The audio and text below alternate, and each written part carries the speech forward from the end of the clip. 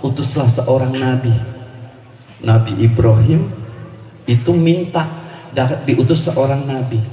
Lah kita lahir kagak ada yang ngarep, yang teman kita lahir juga enggak. Tiap hari ulang tahun ribet banget. Tiap hari wah apa anniversary. Itu kadang kalau biasanya orang-orang di kampung sana, bukan di kampung Sadeng, insya Allah kampung Sadeng soleh-solehah semua. Itu kita ribet.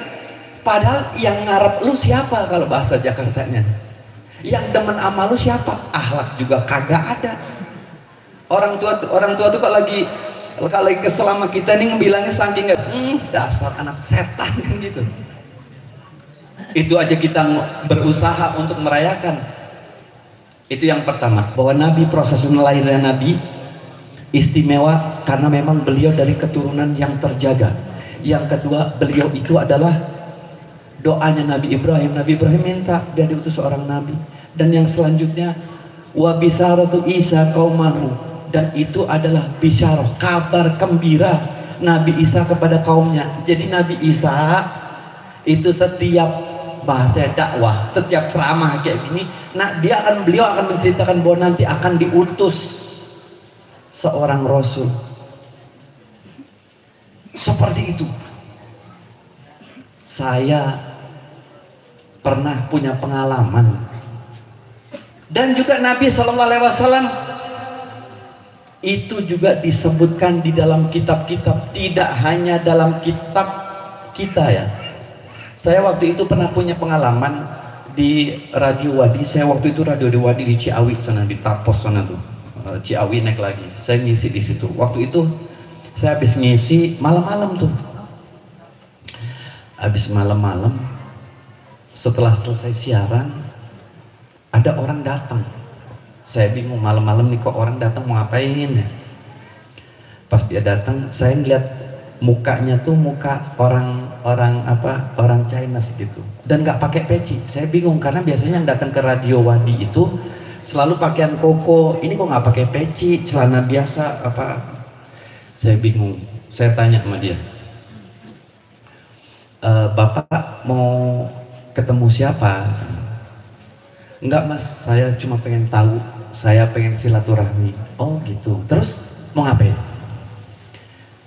Dia langsung tiba-tiba ngomong nih, Pak, saya ini bukan Islam, saya ini orang Buddha. Wah, itu anak makin bingung tuh. Orang Buddha, lah Bapak ngapain kemari? Ini kan radio dakwah Islam, manhajnya halus. Iya, saya orang Buddha.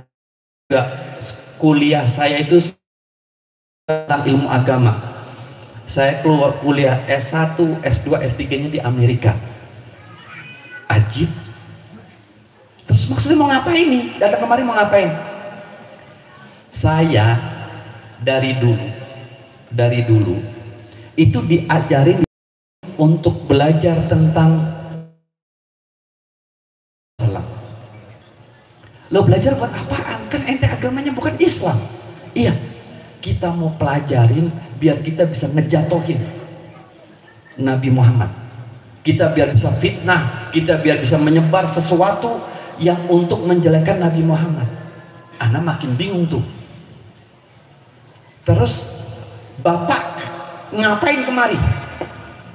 Dia belajar tentang Nabi, dia kenal Nabi, dia bahkan belajar bukan cuma bahasa Arab, bahasa Ibrani dia kuasai.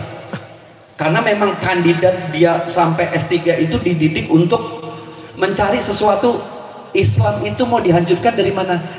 Dihilangkanlah kecintaan kepada baginda Nabi besar Muhammad SAW.